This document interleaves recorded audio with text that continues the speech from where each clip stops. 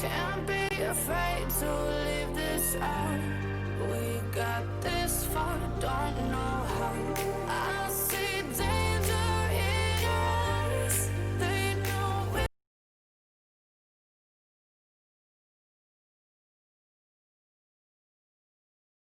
lies. You know that we're gonna light it up tonight. We're gonna light it up, babe. Tonight we're gonna light it up just like the sunrise. We're gonna light it up now.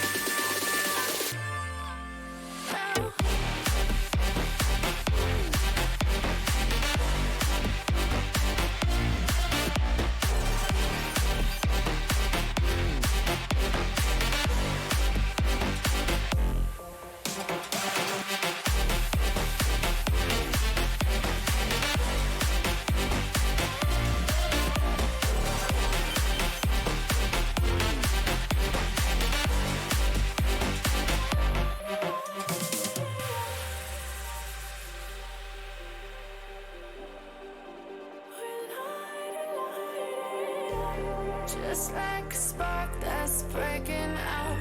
Can't make a stop, can't turn back now. We know that there's no room for doubt. No, we can't turn back now. I see danger in your eyes. They know we'll burn down the night. Coming just like the sunrise. You know that we're gonna light it up tonight. We're gonna light it up, babe. Tonight we're gonna light it up just like the sunrise. We're gonna light it up now.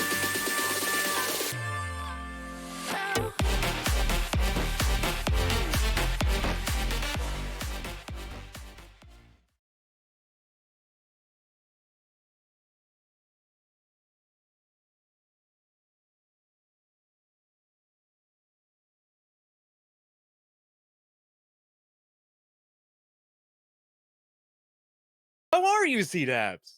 I'm doing absolutely amazing. I've always been wanting to work with you like more directly. We've had a couple things here and there, but now just me and you in the booth. I think you're on Nose to this the side of me. grindstone. I think you're right there, right next to me. Unless it's flipped, then you're right over there. Either way, I'm gonna look stupid. But what's not stupid is how insanely great of a matchup we have today. This is gonna be the second stream of CEA Invite, and what a better team to watch. There's no other team that fits as well as getting to watch Akron Gold, the perennial powerhouses of CEA, CR6, CRSL, anything collegiate. They've been up at the top.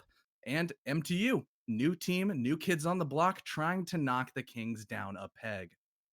Ooh, speaking of Peg, we have plenty of interesting things going on here. Akron Gold, like you mentioned, was an absolute powerhouse for the Collegiate League for so long. But in the last split, they didn't really do up to snuff as what everyone expected them to do. It's up to them right now to not only maintain what the dominance they had before, but also try to get back exactly where they were in their olden days, while MTU is trying to kind of snivel away and take whatever they can from Akron's glory.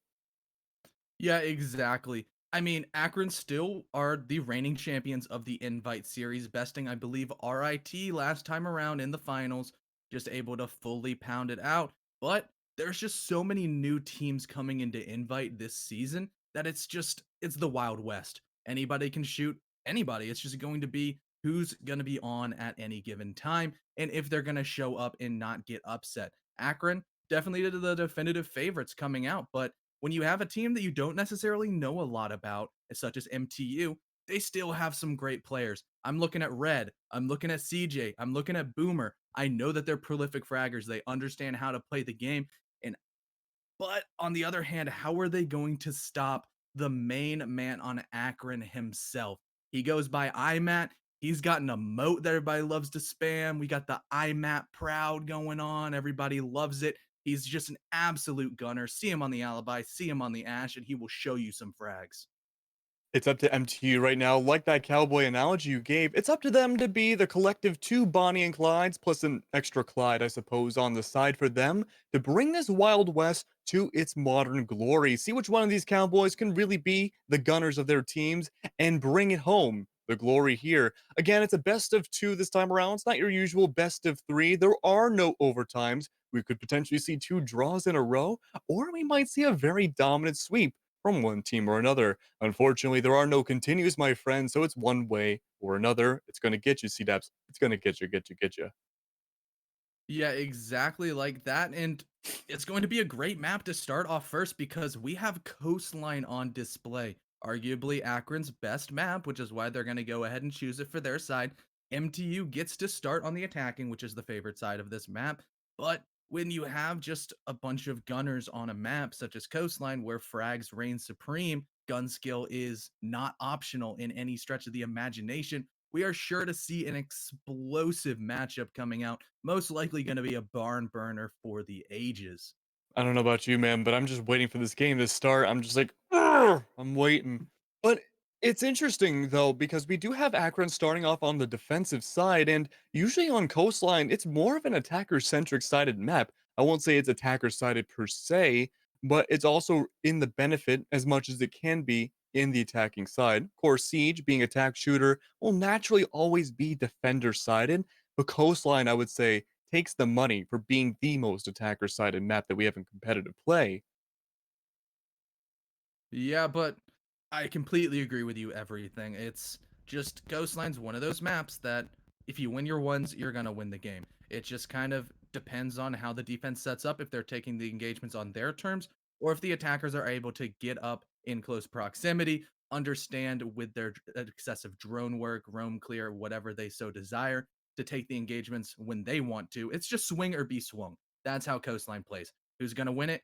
We don't really know, but we can just go over the rosters real quick on Akron Gold. You've got Surma the returner, Arv, you got the main man IMAT, Hennessy, and JetCon coming in. Then on the MTU side, you've got CJ Boomer and Red, as well as TKLV returning, and the new face on that roster will be Chibbles. Hopefully, he can be up to snuff and fill the big shoes of the remaining player who he did take the spot of.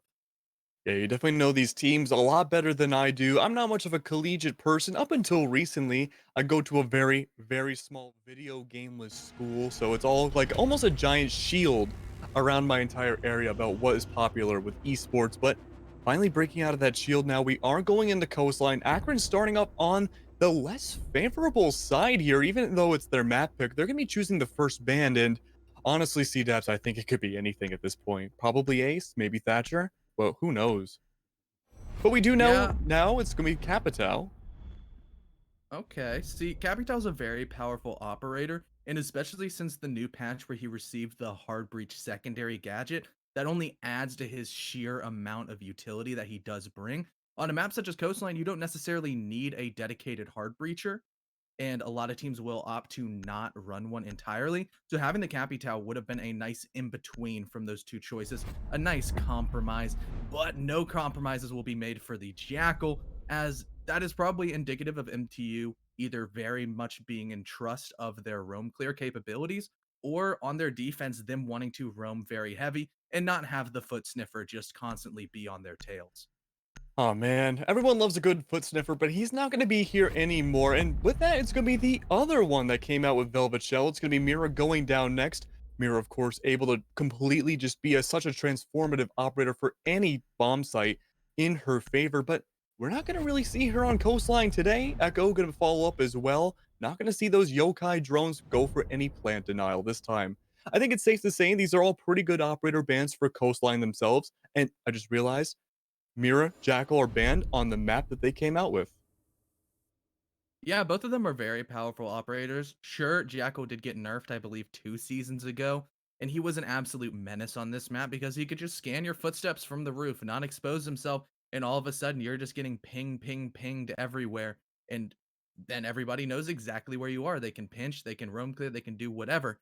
But on the other side of this, with the Mira and Echo band for the defensive side, there's a single operator up in the top left of your screen that Surma is bringing, hailing from the Navy SEALs, going by the name of Valkyrie, an insanely powerful operator on this map. And this map, as well as Consulate, are probably where she reigns supreme to a point where her Valcams are most likely going to be allocated mostly towards the exterior of the building, providing a lot of information for aggressive plays. such as we might see IMAT flying out of a window, maybe even JetCon joining in on the fun, trying to get some spawn peaks, trying to bring the aggression towards MTU Gold and make them very uncomfortable.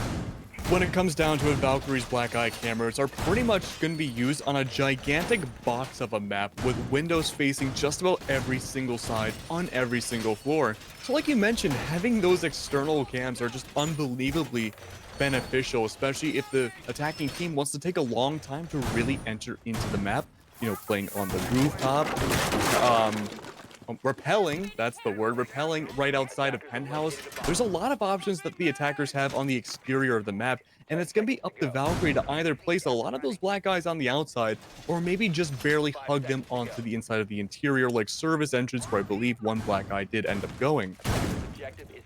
Yeah, Intel is just going to allow the defenders to understand where the attacks are coming from and adjust their defense accordingly. Let's say they want to push service really heavy. All of a sudden, you don't really need anybody in Sunrise. You don't need to allocate somebody over inside of office if nobody's going to be going there. And that's a wasted body. They can rotate wherever they so desire to start getting a higher impact and really being a thorn in the side of the MTU attack. For MTU, they kind of need to get into the building as quickly as possible. They need to disrupt the rhythm of Akron Gold, because if you let them just sit and wait patient, it's going to be good. But the first frag coming out of the IQ of Red, dropping off Surma, is going to be a step in the right direction. Having the definitive man count advantage with only about 30 seconds gone into the round is definitely very huge. A very huge play indeed. Unfortunately, now that Valkyrie already used all of her intel and she can still access it after her death. The post-mortem operator now going to be lowering the man count of Akron just a little bit, but this is a prime opportunity for the attackers to make their way more onto the site. Of course, that's going to be another one. JetCon falls down next, tripping on a claymore, going to be exploding into tiny little pieces, and really the only benefit coming out from that against the on the attack defending side is going to be Rel taking maybe 25 health. Definitely not the trade you want to have at the moment. But of course, now we're hitting a bit of a lull. As I say that, though, it's going to be another frag going down. That's going to be your smoke going down next. Your one and potentially only hardcore anchor for Akron's side already falling down towards the middle part of the round. Definitely not where you want to be. Hennessy does get the revenge round, however, takes down Red, but losing an IQ for pretty much over the majority of your team is not the position Akron wants to start the very first round off of. The vertical play is going to be in effect, and the defenders are trapped. Only down to the Mozzie and the Maluzi. All they can really do is hope for the best as they aim from above, but also the horizontal sides as well have them pinched like a triangle of death. They're only down to one now, C-Daps. IMAT, last one alive, trying to make something happen seemingly out of nothing, and there's only so many rabbits you can pull out of a hat to clutch a defensive victory like this. Yeah, he's really stuck between a rock and a hard place, but he's going to get one frag onto Boomer. No more Thatcher, no more EMP grenades, as well as those precious breaching charges that they have. However, IMAT is just in an absolute crossfire, and the Habana is going to get the better of him right there, as MTU start off with an explosive first round, getting inside the building relatively easily, getting their picks, and pretty much taking kill after kill after kill for free. That's exactly what you want to do. You don't want to fall into the refrag traps that University of Akron is going to be trying to employ. You don't want to walk into their crossfires. You don't want to do anything like that. And being able to avoid those masterfully, just sitting, waiting patiently, countering the over-aggression, getting a free Claymore kill on JetCon, trying to get in behind, trying to flank, is just the ideal situation of what you want to do on a coastline attack. I'm glad you mentioned that Claymore kill, because like all the other kills that we had seen on MTU's side, we never really saw a huge trade-off coming from Ohio. They were just kills. They were picked off like sitting ducks, and there was no challenge to any of the kills whatsoever. Only in the very end, though I believe the Malusi Hennessy did get one kill, sort of in a trade. It was sort of a quasi-trade from the very beginning of the round. And only then, just getting like a singular revenge kill was not nearly enough to bring them the victory. It's going to be up to the second round now on the kitchen. They got to shake the nerves off a little bit and maybe try to reassess what they need to do. One thing to mention is that we didn't really see too much vertical play coming out from the defensive team. When we did see the vertical play, it was so minuscule because they were already dead by the time they tried to make an impact. Yeah, the roam game for Akron just didn't pan out so far. They just got pick, and we're in such a bad situation on side of sight. 2v5, not fun for anybody to be in. IMAT tried to Ooh. make it work, but he's going to try to make this spawn peak work as well. And there's a little bit of an orange outline here, but the miss narrowly goes over the head of him. He's going to re-peek again, and TK is going to lose about 50% of his HP and realize, hey, I'm on the Nomad. I'm pretty important on this bomb site and this entire map. I should probably not re-challenge this, or else I'm going to lose my head straight off my shoulders. Smart play coming out of him to just avoid a early death. And that's the kind of stuff that Akron wants to go for. Defending on coastlines, not easy. You don't have the better weapons. Those go into the attackers. And that's what sort of is definitive for this map. Win your gunfights, win your ones, you're going to win rounds. So far, MTU is showing off their really great gun skill. They took off every single pick and just kind of never put their foot off of the gas.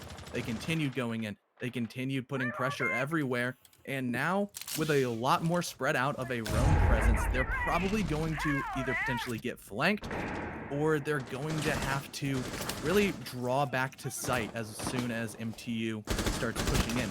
They want to go for this vertical control. They have those breaching charges on the necessary operators, but there's already a lot of damage onto all of these, or onto 2 of these players from MTU. Boomer, with just about 25 HP, maybe 1 or 2 shots will knock him down 6 feet under, as well as TK trying to cut rotations is going to have to be going in, but Boomer is going to go down at the hands of Jetcon. Surma trades a little bit more damage onto TK. Now he's about 1 shot away, and the diffuser has been dropped inside of Hookah. It's going to be up to CJ to attempt to reclaim that little yellow box that it'll be necessary for the execute, but it's going to be looking even worse as Red outside of the Lambo doors is going to fall at the hands of IMAT. One after another, MTU are slowly being picked up. You lost all of your intel already. The Thatcher gone. Red on the IQ gone as well. Not the ideal situation to be in. Almost a complete reversal of round number 1. The Hibana, however, from above, tries to get the Excarios pellets going into service. It's going to be the smoke that rotates around. It's going to put both the Mozzie and the smoke in a very harsh place. Either they can rotate to the main lobby, but it leaves them super open and away from the bomb site, or they risk facing the vertical Hibana. She's going to have the advantage in just about all the situations, but it's going to be up to the other teammates around to play these chess pieces correctly. The Queen, however, on the top of the stairs, is going to be using the concussions. It's Zofia, who concusses herself, tries to look around to see who they can find, but little does she know, she's walking into a pinch. It seems like CJ, however, has the foresight to realize this might not be the best idea, and IMAT, shaking my hands, gets to stay away with his life a little bit longer. CJ, however, does find one. He does take down Surma, but at 13 seconds left, it's going to become a bloodbath very quickly. CJ gets a double kill, and IMAT follows up with a double kill of his own. And that's going to be another one to fall down. TK, DBNO, diffuser in somewhat of his hand, but the smoke doesn't care. At the bottom, does take a few down, but it's going to be the defenders at the very end to make that kill feed a sea of ocean blue. Hennessy with that final kill right there, holding those angles, like you said, C-Dabs, getting those ones, and making sure that diffuser only comes inches away from the line in the sand, but never crosses it. Yeah, I'm not going to gloss over the fact that there was a drop shot there. A little bit of RNG, but the T5 does have very strong hip fire. And when there's not very much time, the clock was striking midnight. The Cinderella carriage was just sort of over because the roam out of Akron stayed alive. That was what went wrong in the first round. They died too early. And when there's an even man count or even a man count advantage for Akron, as that clock just continues to dwindle, that's the positions that they love to be in. Actually, like pretty much saying that there's pretty much no team in Siege that doesn't want to have the man count advantage towards the execute, but Akron even more so, because pretty much if they get the first pick, they're one of those teams that never gives up the lead. They continue to set up their trades, and they're a completely different beast. They bring the aggression. They're never really going to stop, but it's in a calculated way. It's not like they're running out of every window. It's not like they're doing just completely quote-unquote brain-dead plays. They really think about everything. They have their strong leadership in the form of Surma and IMAT with a lot of experience, and they're going to be guiding the newer players such as Jetcon and Hennessy towards a very structured and well-played style. It's going to be up to those new players. We had touched on it in the pre-show before the rounds had begun, but it's going to be up to the newer blood for both of these teams to really carry them to victory. That's not to discount the older team members of both collegiate teams, but sometimes a refresher's always good to see. Going 1-1 right now into round number 3, again, Akron does have the disadvantageous side. They're on defense and coastline, and normally that's kind of topsy-turvy town, but this time around, it makes a whole bunch of sense.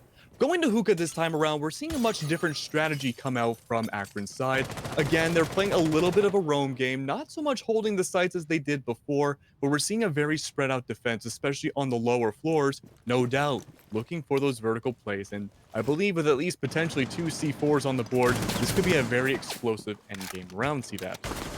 Yeah, Hookah has fallen from grace as the primary bomb site as most teams are beginning to favor Kitchen, as Hookah is just one of those bomb sites that the balcony as well as Aqua being very difficult to defend against. Those are your two primary ways into sight. However, if you have a vertical roam down below inside of office, it makes stopping the execute a lot easier. You can either have a smoke on the pink couches, just kind of clipping that toxic babe canister through the wall to stop any planting, or just the traditional brick of explosive goodness strapped straight to the ceiling will blow the diffuser sky high.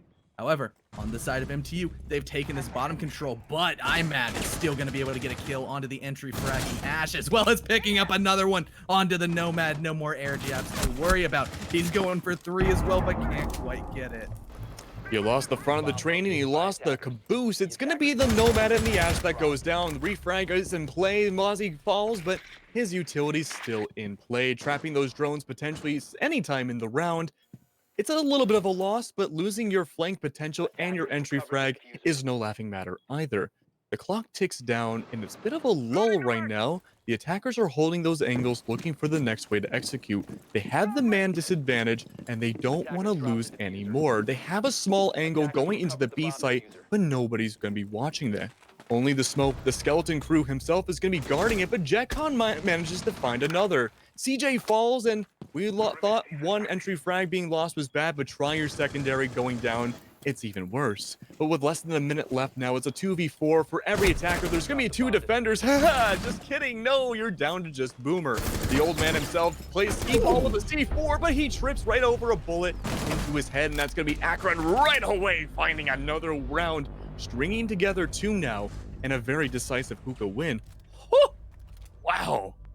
Like you said, once they get that first kill, it just strings together. It's like a waterfall, a tsunami of craziness. Yeah, they pop the cork right out of the bottom of the funnel, and then all of a sudden your time is up. There's not really a whole lot that pardon me, my voice is going already, which is not good at all. But Oh no. you just don't want to be in the positions that Akron are putting you in towards. I'm at already starting off hot. However, CJ is definitely trying to keep up the pace as best he can. And on the attacking side, when you have your soft breach entry duo in the form of Zofia and Ash, you're gonna need to keep at least one of them alive. If you notice at the end of the round, there really wasn't any soft breaching utility left alive, and there were still a couple of deployable shields. And those were the angles that the anchors were playing behind. It's so hard to challenge one of those deployable shields. There's slits inside of them. They have intel that you don't. They can peek at any given moment, and that's the defender taking an advantage on their terms.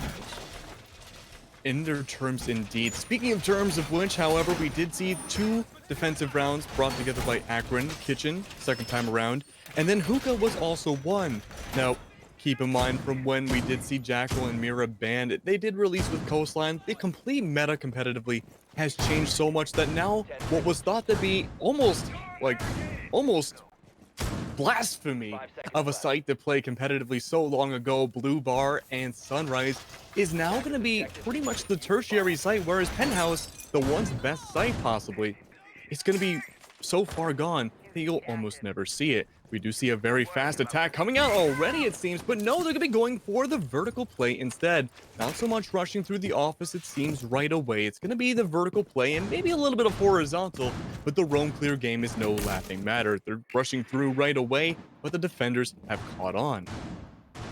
Yeah, these defenders are going to need to stay alive for as long as possible.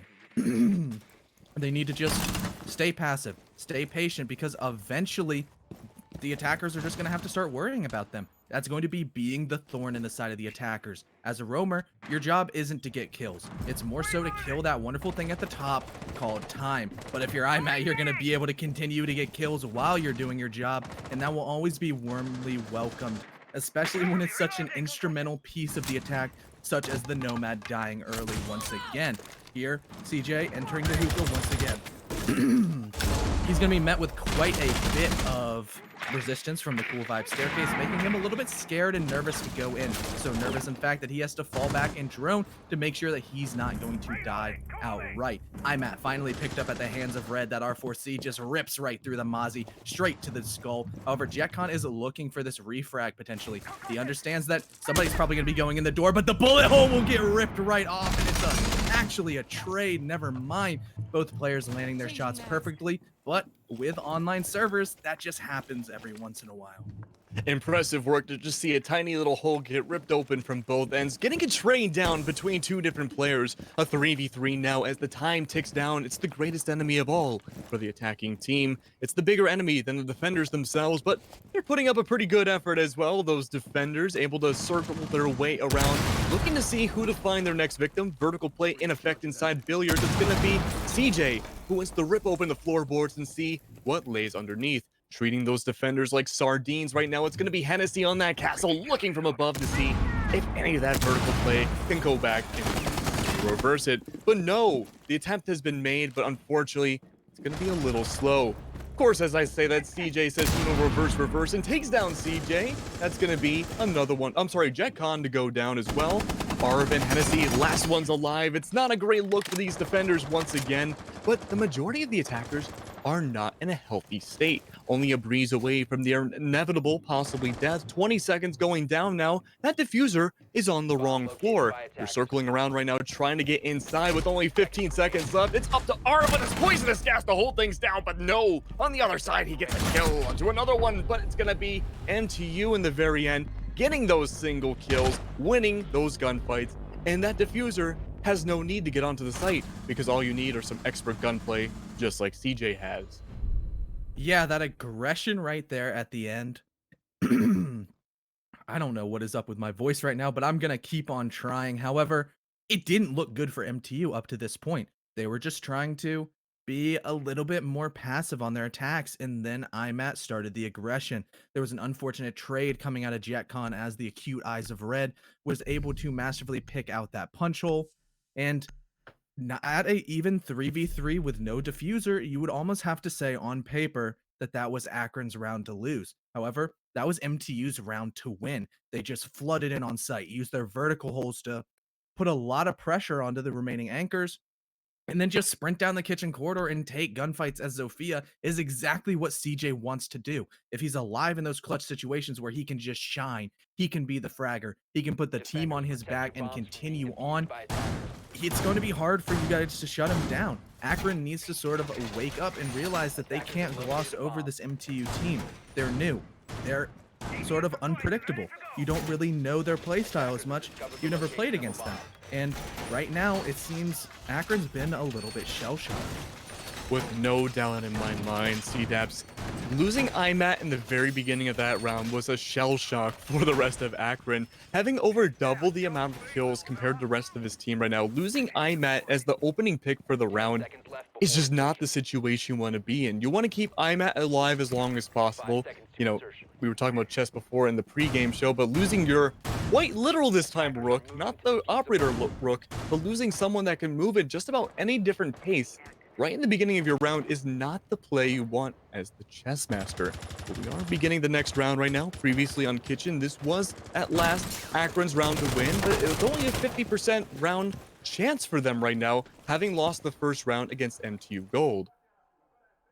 Yeah, IMAT once again trying to lock down Office. It's going to be a duel between IMAT and Red. And right there, Red is going to paint the back of him with his own namesake. IMAT falling early. It's not what you want to see out of your most prolific fragger. Surma on the Valky's trying to get this refrag, but can't quite get it done, and Red picks up a second as well. Exactly what you want to see out of your entry player playing the Ashe. JetCon, however, takes out your Thatcher, but probably not the most crucial utility right here. And Red on a triple kill is being an absolute menace. He's on for the ace. He has the aggression. He's getting rid of shields and just putting so much pressure on the remaining Akron players that it feels like they're quite literally under siege. Someone must have bought the new burger at McDonald's because Red is going sicko mode right now on this kitchen site. But he's not done there. He has his Ashe. He got the R4C. He got at least identified. want to cross, but of course, as I said that, he must have digested said burger. Arv does find red, he falls, but having that 2-3 split is not the play to be in, but of course, the SMG-11 seemingly unrivaled into the DBNO. Smoke Canister going to be huffing in against TK into another death, somehow bringing it back to an even 2v2. A minute and a half left on the board. Suddenly, things are not so comfy and cozy for MTU. The defenders right now holding their angles as much as humanly possible at this point. The vertical play is in effect from Chibbles, but not too much fruition. It's going to be him rotating around. R finds a triple kill as well. Looks like the burger passed on to him. And bringing it now down to the new member of the MTU. He has a lot to prove within a minute. Looking around, he has to get that diffuser and take down at the very least 2 different bodies or get that diffuser to fully go down. Not making any mincemeats of what his sound looks like. He's going to be found by Hennessy, holding the angle near the chassis, and that's going to be round number 5. Returning again to Akron, winning 2 of their 3 kitchen defenses, and what seems to be a very dominant site for them. Now, I got to say, C-Daps, it looked like a very strong round for MTU in the beginning, but it was Akron who brought it back by just holding simple angles. Yeah, it's big players make big plays when their team needs you. Red stepped up initially, but Arv one-upped him. He took out the hot hand of Red on the Ash, as well as picking up 2 more kills to bring it back into a great position for the rest of his team, with, I believe, Hennessy was the final player with him to just kind of ice it all up. Red just flew in. Ash, aggression. They both start with A, and that's what typically is sort of the pairing that you see. Ash is either the first one dead or the first to get a kill. There is no in between. That is the dichotomy of man. That's the dichotomy of entry frags on Siege and whatever else you want to call it. However, when you have a smoke on site that's just as strong as an anchor, when you already are starting to have to worry about the roam presence that IMAT, Surma, whoever else, JetCon is going to be sort of putting out, it's going to take a lot of mental toll, a lot of utility, and a lot of time to uproot them. However, then you still have an insanely powerful player in the form of Arv on site. You might not have enough utility or time to get rid of him, especially when he's on the British boy smoke. As soon as that clock hits about 30 to 35 seconds, he just starts chucking those Toxic Babe canisters and cuts off an entire entryway into site, an entire plant spot, wherever he decides to place them. And that right there is not a position you want to be in. You need to get into sight a little bit earlier, move a little bit faster for MTU, or else you're going to be panned right into the placements that Akron wants you to be in. Arv, with that unprecedented patience towards the end of each round, he's been able to hold the glue together for Akron's side when IMAT has failed to do so. Speaking of which, IMAT has been gone down the first of 2 rounds in a row so far, and it looks like with his very aggressive angles, there is a decent chance he might do it for a third. It's gonna be up to Red right now, playing around in service entrance. Whether or not he pushes through this very small opening, we'll debate whether or not he's gonna go down first, but he opts to do so. He's gonna play the risky game. 2 bodies inside kitchen. He's gonna take some damage, but he decides to back off. IMAT and JetCon right now holding those angles, waiting to see if he's gonna peek out again. But like a Cobra, you need that whistle to happen once more. That whistle here gonna be either footsteps or bullets to give that sound indicator, but no. Friends are on the way on the other side of the kitchen. Prone on the floor, it's gonna be like a Cobra himself. Red barely skating away with his life, still going to be aggressive. It's him finding JetCon in the beginning there, but he gets away with that seemingly unscathed. No challenge from IMAT, who is seemingly backed off at this point. Not sure what Red's gonna do from here. He has so much land control now on the bottom side of Coastline. Meanwhile, the rest of his friends playing around upstairs, having VIP entrance with the X-Carriers on its way. Plenty of very uncomfortable angles against the defending team right now. This is looking like a very, very scary round for Akron if they can hold it down. Yeah, what's worrying for MTU is that IMAT is starting to value his life a little bit more. In round 1 or 2, definitely would have swung Red going for that refrag, but he understands, hey, I've got a nitro cell and I've got some mobility. No! However, he can't quite get it done as TK gets a beautiful shot right onto the helmet of the Mozzie. However, only about a minute left. Akron hasn't gotten a kill onto their board, but the execute is starting to loom just a little bit. there's some good denial. Surma still has a Nitro Cell, and Arv has all 3 of those canisters ready and willing to chuck them out wherever. As well, Hennessy has not been uprooted, but now Arv will go down as CJ picks up another kill. It's a 2v5 situation for the remaining member of Akron, and Surma's not long for the world either as Red picks up another kill. It's all up to Hennessy to defend this Aqua Bar for as long as possible, and with the Habana swinging with confidence, it's not gonna get done. MTU Gold secures the split half at 3-3, and this has been a great game, living up to the hype that we already started off with. You know, you mentioned it before, but I think the key of the game right now is confidence. We've been seeing a huge confidence boost coming up from Akron and MTU's side. And now, not every round, obviously, each team is winning, but we are seeing a very valiant and aggressive effort from both sides at the very end. No team is just laying down and taking the damage that the other team brings out. There's at least a very bona fide, definitive end, a valiant end from both sides.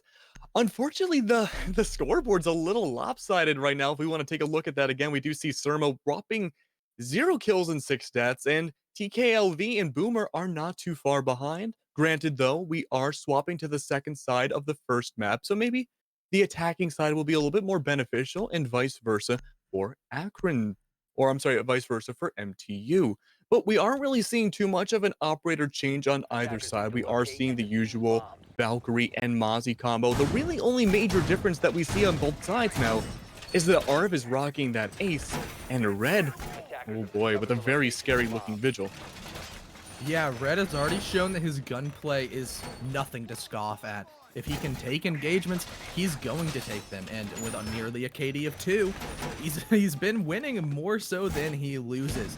On the deep roam with Vigil, he's going to be hard to pinpoint his exact location because he just puts on his cloak and disappears into the night. You can't properly drone him. You cannot confirm his locations. It's going to be up to the game sense of the rest of the Akron boys to either pinch him in specific ways, cut off his rotations, or maybe try to funnel him into an air jab or something like that. That most likely Surma is going to be trying to place on both staircases as well as maybe somewhere else. But having the ace on Arv is a welcome addition to the new patch and new update of competitive rules that this new hard breacher is definitely going to shake up the meta. He has 3 Selma gadgets that pretty much open about as big of a hole as a thermite, but on a map like Coastline, he also has an amazing gun in the AK-12. And on Coastline, you need to have that firepower, making him so much different from every other hard breacher because he could essentially be a flex frag or even an entry if you really wanted to. Highest DPS in the game with the AK-12 can definitely cause a lot of damage. Arv is going to be the unknown factor right now for this round. What Ace can bring to the table is apparently a lot. Red already gone down, one of the 2 top fraggers and really one of the 2 only fraggers for MTU's side. It's gonna be him revived, but only lasting now to 20 health at the very most. Resets don't go to 50 anymore, unfortunately. And losing so much health already on what is your biggest roaming operator for their side is not the ideal situation to be in. It's not gonna stop Hennessy, however, from scanning out those gadgets, and only from right above, not too far behind, is gonna be that Vigil activating the gadget of his own. Of course, if the IQ spots that out, she will be able to possibly shoot Vigil from below, and at the health he's at, he'll probably barely able to get away, if at all, or maybe with his life against that pistol. But now at a minute and a half now, he's going to be trying to rotate with those impact grenades, going down to office, but just about every corner from above onto the roof has been locked down by that ace. Time is slowly whittling down again. Not a whole lot of progress has really been made for the defenders.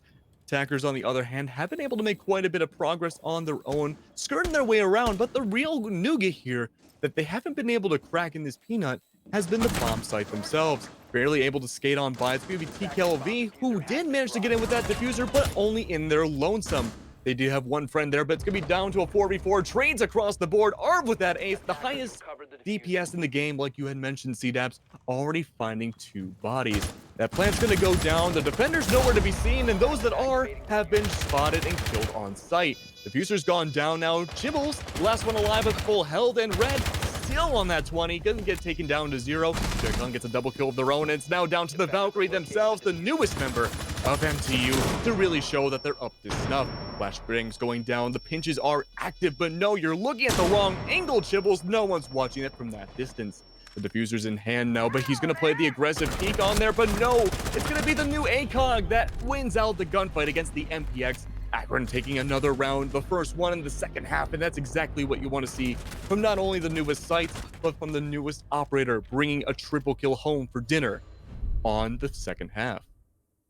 Yeah, I just want to say one quick thing is you don't necessarily know how Akron plays, but if any precedent from old squads is they love the 20-second meta. They spend so much time setting up their execute and then they flip the switch. They explode onto site. They get the plants down, they take engagements and it goes 0 to 100 real quick. You already made a Travis Scott reference, so let's go ahead and throw a Drake one in as well. And they looked so good on that last attack.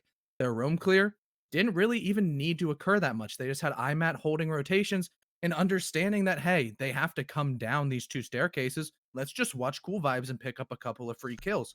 We just jumped in kitchen window and then tapped away on the diffuser, was able to make the clean escape, and an ace in the form of Arv is never going to lose that gunfight where the person essentially had to jump out. The rest of the post plant positions were just made to be so passive because you don't need to peek. You have the time ticking in your favor. You become the defenders. It's so difficult to get counter diffuses on a map such as Coastline because you tap away on the diffuser, then you disappear. You're just gone. You're outside. You can't challenge those angles without getting aggressive.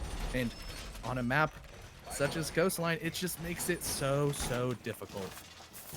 I think the goal right now is to see how many rap references we can put in a single Coastline game. Don't worry, I'm all primed and ready, and I'm sure you are too, CDAP. So let's try our best to get going. But Akron right now, having that 1-point lead right now, it's going to be an important lead, however. No overtime is necessary, so at the very least, they need 2 more rounds to get an even score. But right now, just even clawing out of a lead of any sort right now is exactly where they need to be. Now, correct me if I'm wrong. I believe this is the second time where they've had the lead so far over MTU, but it's not by much normally.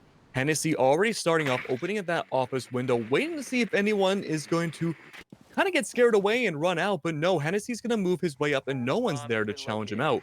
Red, however, is going to be watching on luggage, trying to see if anyone's going to peek out in his direction as well. It's a game of spy versus spy, but no one's been found just yet. The Mozzie drone is now a Mozzie drone.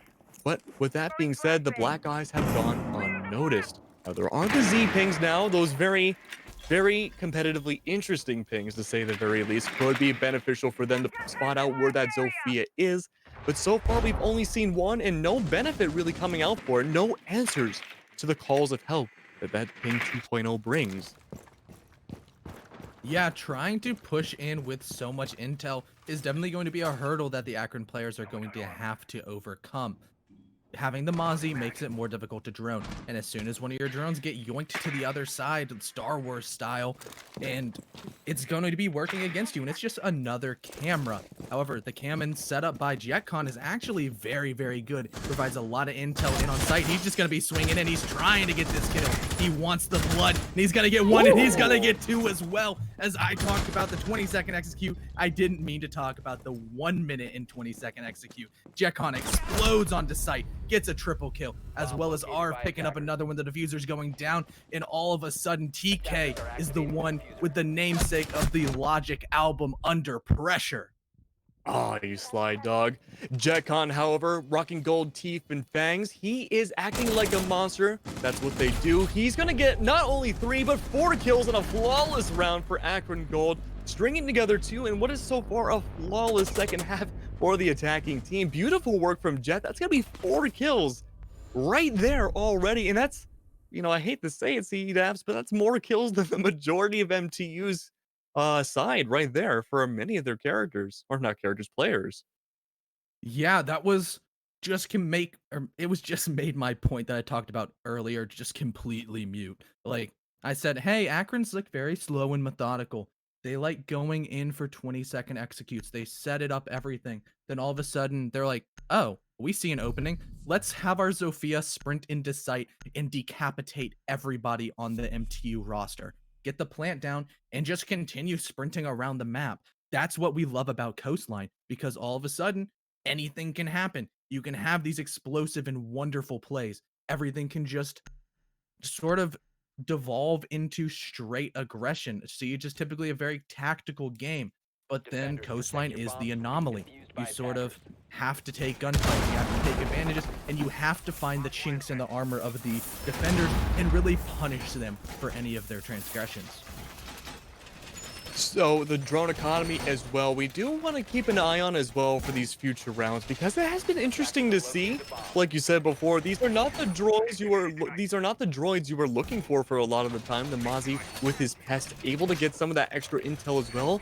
Compounded with those black eyes can be an absolutely scary mess. I do want to note though that we did have the Ella being played by Red, going to be 6th pick out for the Bandit instead. Definitely 100% trying to counter what Ace can bring out for the top of that roof, throwing his little Selmas out there, no patties inside, gonna be opening up the walls of that billiards wall. But with that bandit in play, it's gonna be a little bit more difficult, not able to get that huge, gigantic open sore area for the AK-12 to take down. It's just gonna take a little bit longer, which up until now, we didn't really see too many bandit or Kaid plays on Hookah because having Hibana was, yeah, I mean, effective sometimes, but it was slow and it took a long time to work out.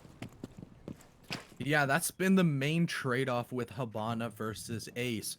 Ace opens up a bigger hole, and it typically is a little bit faster, but IMAT's going to be the first one down as PK swings and it hits, as well as gets a little bit of damage onto Hennessy as the pinch is coming out. The refrag strong out of Akron so far, making sure that MTU does not hold that lead for very long. However, when you don't have IMAT anymore on that Ash, you lost a lot of soft breach utility. However, probably not the biggest deal in the world because there isn't any shields onto the side of MTU's defense. There's only the 3 ADSs and you have plenty of flashbangs in your back pocket as well. So probably not the biggest utility loss. However, IMAT has been a huge fragger. It's sort of a 2v2 at this point. It's CJ and Red versus IMAT and JetCon, just leading the way for their teams, trying to get as many frags as possible. And when you have such a top-heavy game, if either of these players dies, it's going to make the rounds a lot more interesting and a lot more difficult onto the side of whoever lost. However, now both of those pieces that I mentioned are gone as MTU are able to find another kill onto JetCon. That's the soft-breaching duo of sisters, entry fragging goodness going down, no Zofia, no Ash anymore, as well as Red peeking the top roof, trying to make Arv sort of regret his decision to stay up on the 3rd floor.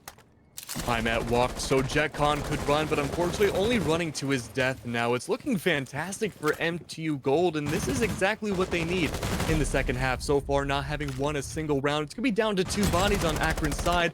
The 20-second meta, only 30 seconds away now. Probably not going to go into fruition with only having 1 body on the board, being down to Hennessy, diffuser in hand. Not so much anymore. It's going to be the final 2 meeting their grave on a balcony in Ibiza, Spain. It's going to be a very small end for the huge string of rounds that we had seen Akron bring out, going from the end of the first half into the second one. Now it's going to be MTU gaining the reins again by only needing 1 more round to catch up what was once the most dominant team of collegiate Rainbow Six in North America, and possibly going to tie out map number 1 if this trend keeps going. Yeah, like you just mentioned, it has been an absolute slugfest. Teams are struggling to win more than 2 rounds in a row. It's just been gut punch after gut punch, just slap after slap, tit for tat, 1 round for both sides, as both teams want it. They're both fighting as best as they can and understanding that a map like Coastline is very evenly matched for them. Their gun skill is pretty much on par. However, it's going to have to be some sort of straw to break the camel's back. It's going to have to flood on open, and maybe IMAT on the Ying could be a little bit of a help, as well as Boomer switching off of the Wamai to the Clash is an interesting pick. Ying and Clash, both operators we have not seen up to this point and are a little bit more rare in the competitive meta. Let's see exactly how their impacts are felt as this round continues to unfold. I guess you could say that they're yin and yang here, going up against each other. One is a gigantic shield, quite literally. The other one is a shield of your vision being burned out. Now, we did see the 6th pick away from the Ella to the Bandit last round, but going to Kitchen, it looks like instead of having Bandit, we're going to see Ella come out. And Ella and Clash is going to be an interesting combo. Not something we see as much anymore. Iron Shields will be fully in play now, having the smoke in Ella, but I'm curious to see what Ella's going to bring to the table. If Red plays a very close to the chest kind of game, hanging around the chassis, that SMG might work out pretty well, but also at the same time, having the far-reaching play of the roaming potential of her speedy little legs could be equally beneficial, but it looks like we're seeing the ladder here to be hiding outside office for what could be a very quick rush coming out from the attacking team, but no. The rush is stopped in their tracks. They know someone might be in the room, and that's going to be the Ella spotted out. Progressing back, the Grismot spot. It's going to be inside of blue now. The Ella waits for her prey like a little lion. It's going to be the Ying and the IQ pushing up inside office, but no enemies to be found. A game of Metal Gear going on right now. Solid Snake hiding behind the blue bar. Going in the wrong direction. It's going to be free real estate for the rest of the attackers while the Ella waits and hides for seemingly nobody. Yeah, there is most likely going to be some sort of pressure coming in as the drone spots the Jaeger on the call. However, IMAT will get the first kill on the Chibbles inside of sight. Surma picks up another one as the over-aggression of Red is finally punished. And with only a minute gone, picking up 2 kills is definitely boding well for the Akron Gold attack so far. They're starting to constrict their way around the site. And when you have 2 operators in the form of TK on the smoke and Boomer on the Clash, you know that they're going to be in sight. Pretty much all you know at this point is CJ's probably somewhere in close proximity. Kill him and you can just flood onto site, which actually is where he is choosing to reside. With only half the round dead so far though, Akron has a lot of time to work with. They can set up their execute however they want. They have a lot of utility to go through as well, as IMAT has all 3 Candelas in the back pocket, as well as some smoke canisters to supplement those blinding lights that will be coming in quite quickly. Making sure that there's no ADS to eat away his Candelas. He's going to be tossing them in quite shortly and most likely jumping inside the window with some aggression indeed. CJ fully blinded. Another Candela comes in. It is going to be absolute chaos and pandemonium most likely as the LMG is going to start going Burt in every single direction. Pre-fires making use of all of those bullets. However, he doesn't quite know CJ's location will be punished accordingly. More trades coming out as it's absolute flurry of kills and Hennessy continuing to go in. He's going to pick up the triple kill and puts it onto match point for Akron Gold. Fantastic work going down. I apologize for all the audience's eyes. We had seen just about every kind of visual denial at the end there, but it led to an absolute slurry of kills against both teams pretty much. It's going to be Akron who came out on top in that situation. When you're packed like sardines inside kitchen and a little bit of service towards the end, even without having the vertical play in effect, it was just from all different angles, the absolute flood of Akron that came down onto MTU. Even with all the Clash and Iron Shields in the world, it's just simply overwhelming for any kind of defense, and that's exactly what we had seen. The Ying was only the icing on the cake. The Zofia concussions was the batter, and I don't remember how to make a cake, so I believe it was the flashbangs that were the eggs to glue it all together. Now we are going to blue, and this is the match point already for Akron. There is no overtime, so all they really need to do on MTU side is try to even things out. But it's down to this round and pretty much this round only, potentially, to give themselves that chance. Yeah, it's going to be an uphill battle for MTU because Akron Gold has secured at least a tie on this map. Unfortunately for the viewing experience, there is no overtime in these best of 2s. It just sort of goes down to full ties, partial wins, partial losses. However, it's going to go down. However, with that being said, Akron already securing at least the tie. They have 2 more rounds in their back pocket to get the job completely done. And when this is your map choice, you're going to want to win it outright. Secure yourself at least 1 point and put your best foot forward going in on the start of the season. MTU, however, could answer back just as easily as Akron has been doing. Akron definitely has taken the attacking side a little bit stronger. They're understanding how to attack. They're setting up a great roam clear, making it so deadly to be off of sight. As soon as they get those picks, they sort of just wrap themselves around the site like a snake, start constricting, then explode onto site as soon as another pick occurs. Just sort of absolutely terrifying for the remaining anchors on the site to feel because they're just under attack from every single side of the map. And now, with MTU set up currently, it's a pretty wide horizontal roam. They've also got maybe 1 or 2 people allocated up top, meaning that site could be a little bit of a weak point. Last time around, when Akron realized, hey, there's not that many people on site, they just kind of flew in and we saw Jetcon go absolutely nuclear with the Zofia 4K. However, he could be doing this once again. He's already inside of Courtyard, peeking all of these angles, utilizing the wonderful footholds that the MTU defenders made for him, trying to net the first kill. You got to give it up to Chibbles as well. He's the newest player on MTU's side. He's got a lot to prove. He's on the hard support for potentially the final round in map number 1 here. But as things start heating up, it's going to be up to players like him that it will be the absolute foundation for the ending of this round, so as he doesn't get taken down too immediately. The bullets are being taken down. I believe that's going to be an Evil Eye taking a little bit of damage off of Hennessy, but right away we are seeing a very slow round indeed. But there we go. As I say, that's going to be the diffuser going down. An absolute slurry of defenders finding 2 bodies. Arv and Jetcon go down. That's going to bring it down to pretty much IMAD, the only other real fragger for Akron's team. He does find one. That's going to be CJ going down, but at the cost of what? That cost is going to be Surma.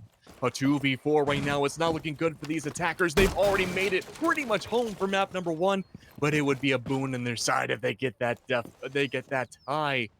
Almost no bodies on the defensive side are going to be completely unscathed. It's only going to be TK, but of course TK, the one completely alive, is going to find another one. Hennessy, though, falling down next, and that is going to be MTU Gold, bringing it to 5 rounds in their favor and only 1 away to the very last round of map number 1. It's either going to be a tie or we're going to see a 7-5 split going in Akron's side. Like you said before, the Cowboy duel is going on, and bullets have rang through from both sides, CDAPS, and I think both of these people are going to go back home limping a little bit as we go to map 2. Yeah, what's the most interesting thing is the site choice right here. MTU couldn't get it done on the traditional primary site that they've been utilizing in the form of Kitchen. However, the 2 sites that they have won on their defense have been Hookah and now Blue Bar. And look where we're going to for this final round. It is Hookah Lounge and Billiards Room. This is where MTU started to look a little bit more alive on their defenses, and what a fitting story to have the final round of the map also be on this bomb site. This could be worrying for Akron because they really didn't get a whole lot of map control presence, anything going towards the site. It was a tough nut to crack. There was a lot of pressure on pretty much all sides of the map that they had to try to roam clear out, fight through, utility dump. And it was just such a great setup from MTU where they were able to let their roamers shine. They let their roamers stay alive for as long as possible, kill time as well as kill attackers. Kill, kill, kill. It's pretty much like deathmatch mode when it comes to Coastline, and we've been seeing a lot of those huge death counts going across the board for both teams. Jetcon himself got a 4K 1 round, and we've been seeing a lot of those double kills, and triple kills haven't been too uncommon to see pop up on the scoreboard either. It's going to be down to the final round right now, whether or not we will be seeing a tie or, again, that 7-5 split again.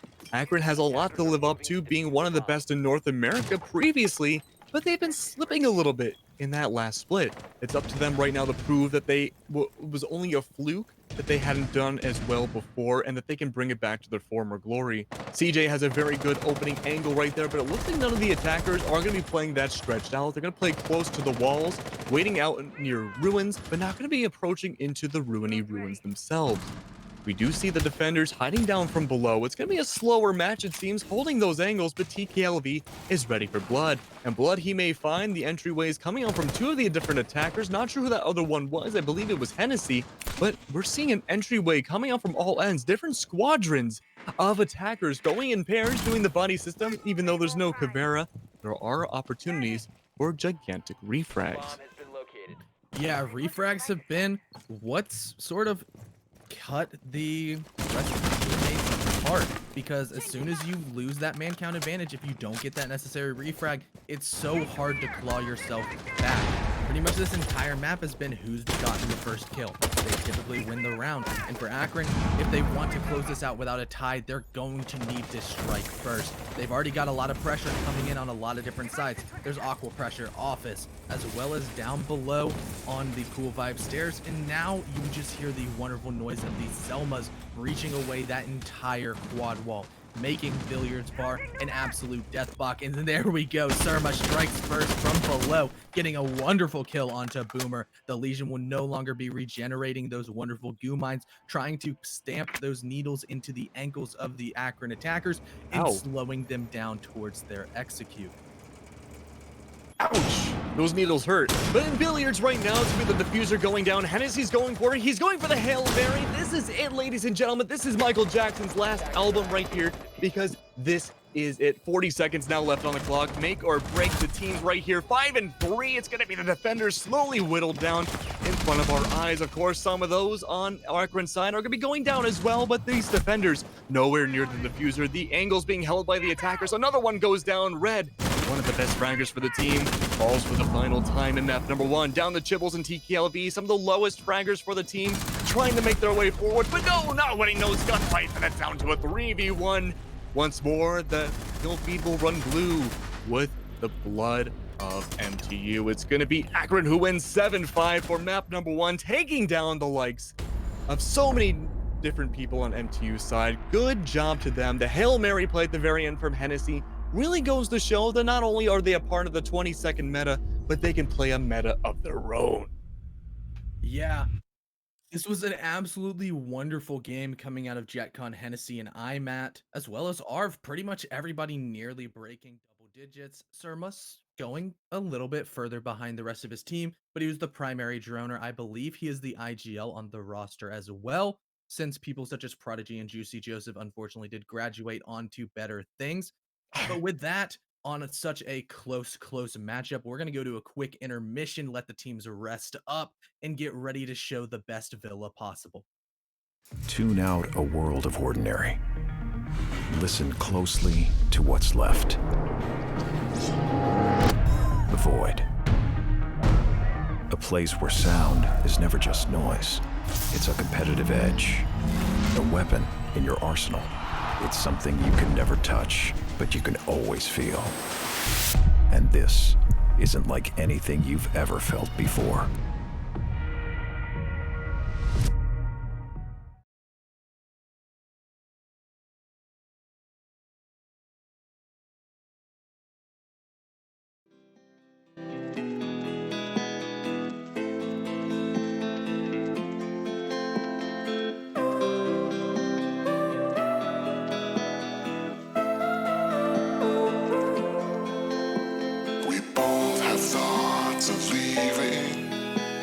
Thoughts get thrown around, but we keep going on believing, and on till we're all cried out, 'cause we don't feel like throwing it all away.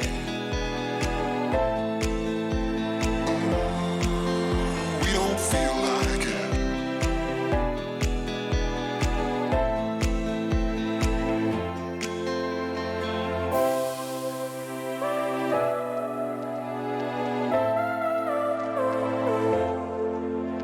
This time it's not about escaping.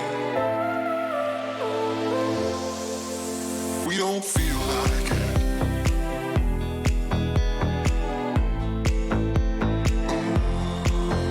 We don't feel like it.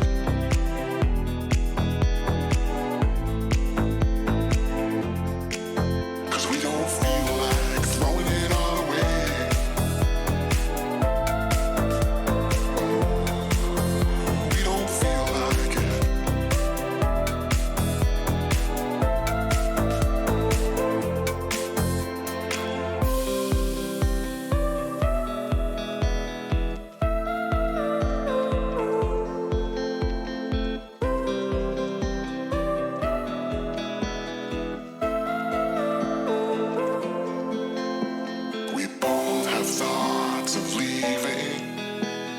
Thoughts get thrown around, but we keep going on believing, and on till we're all cried out, 'cause we don't feel like throwing it all away.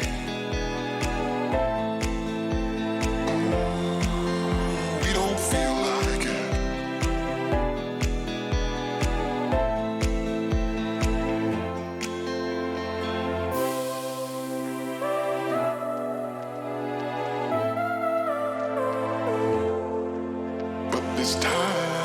it's not about escaping. We don't feel like it.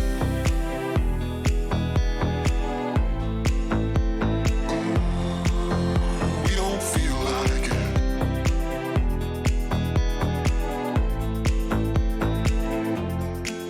'Cause we don't feel like throwing it all away.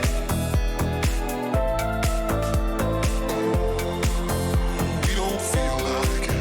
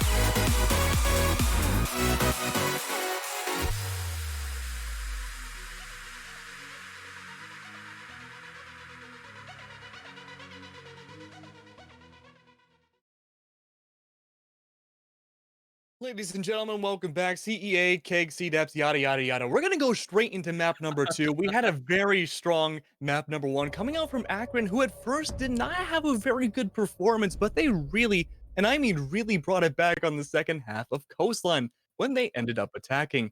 Villa this time around could potentially be a different story. However, CDAPs, you did mention that MTU is somewhat of a deity when it comes to Villa. Yeah, Villa is definitely their best map. They've broken it down and really understand how to play both the attacking and defensive side. So, if we're gonna go off of what we saw with Coastline, which is what I once thought was Akron's sort of playpen, they kept it very close, and they have surprised me with how structured and good of a team they are to challenge the perennial Titans of Akron. This map might just go into their favor. However, they're going to be starting on the attacking, which once was the quote unquote super worst side on the sort of defensive attacking split. However, with the way Villa has been sort of progressing with meta, this map is definitely not as defender sided as we once thought. Ask me about 2 months ago, I would have said, oh yeah, expect a Villa 2 split, 5-1 defense, 4-2 defense. Now, it's definitely switched to a little bit more neutral, depending on how strong the attacking side is. It's not unheard of to see 3-3 splits as well as a 4-2 either side. Most likely, this is still going to be a little bit more towards the defender sided facet, especially when you see that Nomad ban that Akron did bring up. That means IMAT's going to be unleashed. He's going to be not having to worry about flanking. All he has to worry about is claymores and dying to those more lethal pieces of flank watch, as opposed to just getting knocked down on his butt from a nomad charge. However, there's not going to be as many claymore charges onto the side of the attackers as most likely the nomad air jabs would have been. And right there, we already see it. IMAT picking the Ella, the Scorpion, an absolutely devastating weapon if you can control the squirrely recoil. And if anything we've seen from IMAT is an indicator, he most likely can. He's going to be going all over the place, using the 3-speed feat of the swift Polish operator to a full effect, trying to get up close and personal with the rest of the MTU attack and really keeping them on their toes. We see a lot of the attackers right now bringing out their facial gear to protect their faces, but we don't see any of them bringing their umbrellas to protect themselves from the Ella. But here we go. It's going to be round number 1, however. It's going to be Trophy instead of what used to be the primary site of Aviator, having now gone away more towards the Trophy side of things. I'm curious to see how this is going to go. I think oh, no, actually, I apologize. I was going to say this is the first time I've seen Ace on Villa, but that would be factually incorrect thanks to CEA previously this week.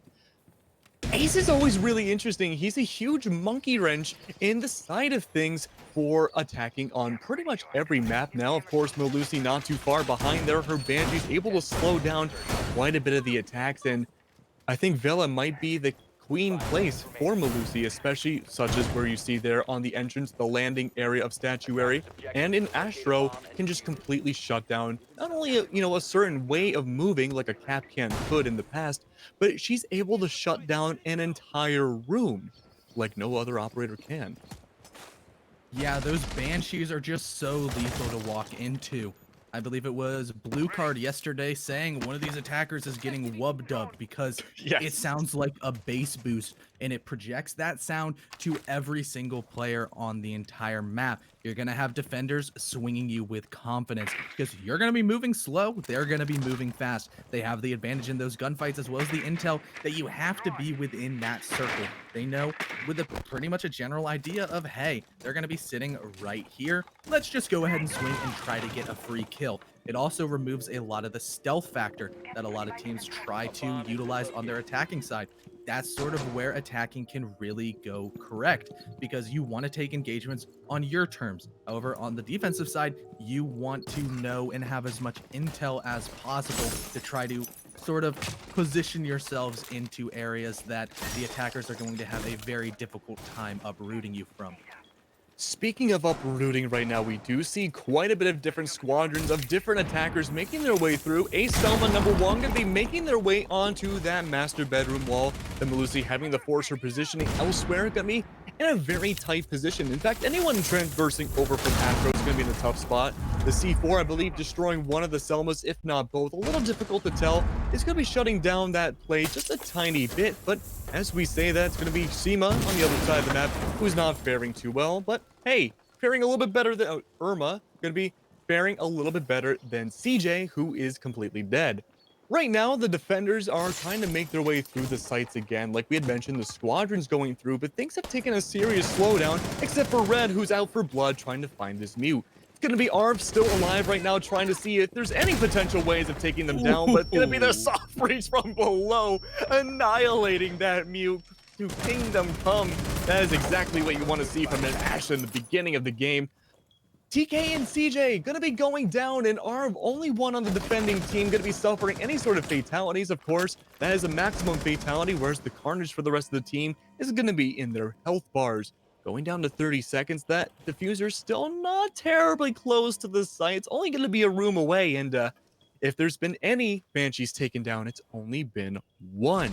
That being inside Astro right now is still gonna be a huge slowdown for the attacking team, but Red found an exploit, made their way through the small little hole. Of course, that's going to lead to their immediate death. So much for being an exploit. But the Melusi hides in the corner. You saw the gun, but that led straight to the double kill. And wham, bam, thank you, ma'am. Round number 1 going to Hacker and Gold. And a wow, solid Snake, no. Navy SEAL. I mean, Valkyrie's a Navy SEAL, but I think Melusi might take the cake for the sneaky gameplay right there. Oh, Oh man, that is just such unfortunate timing for the ace of Boomer to not see the Melusi. It would have been a free kill with that AK-12 because it absolutely can destroy defenders. However, when you don't shoot and you get shot in the back, Hennessy was in such a powerful position to fully shut down the rest of the attackers trying to make their way into sight.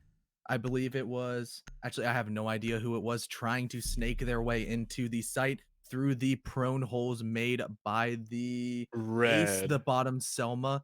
And Think? okay, so it was Red, the Ash No, trying to get on are you in. talking about Master or are you talking about from Astro? Whoever was trying to get inside a Master, like trying No, to that prone wasn't their Red. way in. I think that might have been. I have Actually, no I don't idea who it know. was. I'm not sure. Huh. Yeah, I I have guess no someone clue. in chat's inevitably going to tell us. We're going to Yeah, get a they're whole gonna flood of chat. correct us. Oh yeah, no, these casters are so stupid, man. They don't know who it was. But what's going to be known is that the bomb site is downstairs in kitchen and dining. You already alluded to it a little bit earlier that Aviator Games has fallen from grace. It flew too close to the suns, and the wings of it being the primary jewel bomb site of Villa are long gone. The site's been just practiced against so much, and attackers are understanding exactly what needs to occur in a very similar fashion to how Clubhouse with CCTV isn't necessarily as strong. However, when you realize exactly how to defend a traditional tertiary bomb site in the form of kitchen and dining, it's going to lead to sort of a potential for a surprise choice if MTU doesn't have enough soft breach utility to put on vertical pressure, as well as bringing quite a few nitro cells in the back pocket. You've got the Pulse, you've got Arv on the mute, as well as Hennessy with another explosive brick in the back pocket. Could cause a lot of damage up top if the vertical roam is to be dead. Similar to what you mentioned on Aviator, it's going to be up to Akron right now to not pull a story out of Icarus. They don't want to fly too close to that sun. They don't want to burn up like they almost did in the beginning of Coastline. They brought it back so much so far, but on their defensive side now, they're showing just as much defensive and really dominant prowess that we had seen at the ending of Coastline. The Jackal right now on CJ, going to be sniffing for those feet. Previous map he was banned, but now spotting out that dock, he's going to have to rotate out of there, no longer having the ACOG in his disposal. It's going to be the advantage of CJ on that feet sniffer right now, trying to see what he can make out of, but no, it looks like Doc might be too far to really make too much of an execute. That's not going to stop Jetcon, however, who finds CJ. It's going to be almost the counter Jackal right there. Chibble's not too far behind with a literal breath of air going to be supporting them. IMAT finding Boomer as well. It doesn't end there, and into the Doc Sim is what you want to see. He's not going to stop there, though. He wants to get his own fix as well. Gets himself a little overhealed, and that's going to be a really big boon in the side of TKLV. Hiding down on the side of Astro's stairs. Not really a whole lot he can do except push up and be extremely dominant in these performances. I'm not sure. He's kind of playing a little bit of Houdini. Just seemingly disappeared. Of course, he does reappear right in front of the eyes of that Vigil. And it just continues on from there. IMAC getting the double kill. And with only still a minute left, it's going to be the hip fire. Quick Draw McGraw, the Cowboy Warrior, IMAC continuing on. And it doesn't stop there. It does stop for IMAP, but it doesn't stop for the game in general. Red, the last one alive, looking around for the vertical play, not realizing Malusi, right down in time. Red's the last one alive, Connor, and there's not a lot he can really do without that diffuser. Villa's a big map, and trying to make a rapid come out of anywhere on Villa can be an extremely extremely scary prowess. Leaving that diffuser behind, realizing only way to get out of here is through blood and fire. He's going to make his way through into an inevitable death trap, and that's going to be Hennessy. Finds Red and Akron Gold stringing together 2 rounds in a row beautifully, bringing home the bacon for another defensive win on Villa. Yeah, what it came down to was IMAT was an absolute freak on the top floor, because he used most of the stims on himself, as well as giving Jetcon a little bit of an extra boost to rejoin the fight. They persisted upstairs inside of Master and Trophy for so long. And after all the smoke settled, all of the dust was finally onto the ground, only Red was left alive on the top floor in a 1v3 situation. Pretty much only about 30 to 40 seconds left, and they hadn't had any pressure in towards sight. The 3 anchors were just kind of sitting there twiddling their thumbs, understanding, hey, we just can kind of sit back and wait. Eventually he's going to have to come in. We've got crossfires galores. We've got every single angle covered, and unless he pulls some absolute John Wick level dodging of bullets, Matrix, Neo going underneath, drop shot, hip fire, headshot, anything, probably we're going to end up on top. I mean, let's say he is like John Wick, right? He's got to be very breathtaking in order to win these rounds out. Oh, I love Keanu Reeves. But you know what else I love? I love Aviator too. See, my friend Kyle Fernandez would have a very heated argument with you, because this is by far, this is his most least favorite map in sight on any map, and every time we guys together and we see Villa AVG being brought first, he says a little piece of him dies. He hates the site. It's not a good site, and Akron does seem to understand that it's kind of fallen back to more of a tertiary. It's up to the point where a lot of teams have decided we're going to go for the backside push. It may have to cover a little bit more square footage, but going inside a study can be a little bit of a kill box. However, if there's a horizontal roam being employed, such as IMAT is going to try to lock down this north and eastern side of the map, you can be met with a little bit of resistance, but with some steady drones and heavy crossfires, you could funnel him to his death. There are always options, however, when it comes to the Aviator, especially on attack. Eska, who was a tier 3 god previously with his frag grenades in the vertical plays from below, recently he's got signed on to Altaria, the Canadian PL team. Beautifully is able to really get those frag kills on almost Villa exclusively, but still good regardless. IMAT, however, continuing his rampage from the previous rounds, able to get TKLV onto the floor, not to wake back up, and that's going to be frag number 1 going down, losing down on your pretty much only source of intel on the attacking team. C4 does go down, gets shot out by Boomer, but IMAT wasn't done there. A very, like, splitting hairs, splitting atoms. It's a bullet that gets straight into the brain of Boomer. That's one you're gonna have to look back and see how the heck did IMAT do that. But his reign of terror does end here for the round. It's gonna be IMAT falling to the hands of another operator, and it doesn't stop there. However, Hennessy does find yet another operator. It's gonna be Red going down, and you're down to just your fragger and one of your hard breachers. Of course, as I say that though, the soft breacher does go down. It's down to just Chibbles. A lot of things are going down this round, Connor, but you know what? Something that's not down is the spirits of Akron Gold. Their defensive prowess has been unbelievably defensively strong. They have been like an iron fist over any site that they have taken control of on the bomb. It's gonna be Chibbles right now. Again, no longer having the diffuser. Does find one. It's gonna be Arb going down, but no, not able to string together another. He goes for the pre-fire on 90, but that was the wrong way to look. It was Hennessy at the very end, chilling on the landing, finding that final frag. Gonna string together not 1, not 2, but like the count from Sesame Street, 3 rounds together for Akron Gold. I can't believe you just made a Sesame Street reference. I'm just pouring But I them all out loved right now. every second of it. Every single second of it. Just as Akron fans have probably liked every single second of this map.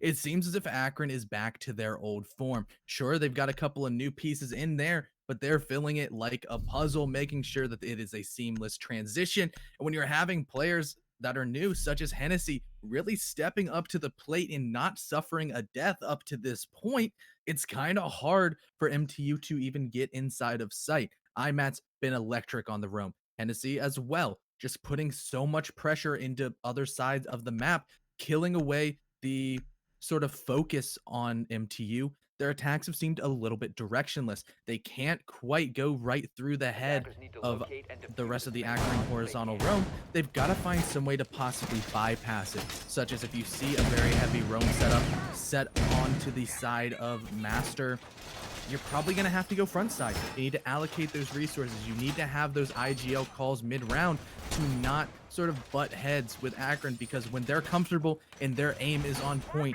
it is oh so difficult to get it done.